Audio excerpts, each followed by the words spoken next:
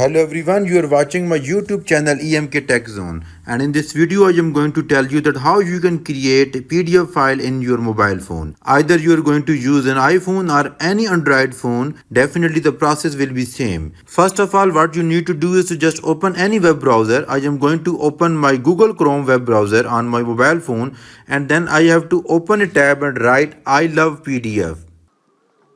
You will see a website www.ilovepdf.com. Simply click on this website. Here you will see lot of options you can use based on your requirement. I am going to convert image into PDF file. So I am going to use this option JPG to PDF. Simply click on this button. Here you will see select JPG images. Simply click over here. Another menu will be open on your screen. There will be option photo libraries. Take photos or choose from the file. I am going to take from the photo library. Simply click on this one option and going to select this one, and then I have to click on add button. When I will click on the add button, you will see an image over here. You will see a plus button over here. Simply click on plus button. Again you have to select the photo library and you will select another image that you want to convert into PDF file. Simply click on the add button again. Here you will see that there are two images on your screen. Simply then you have to click on the convert PDF button.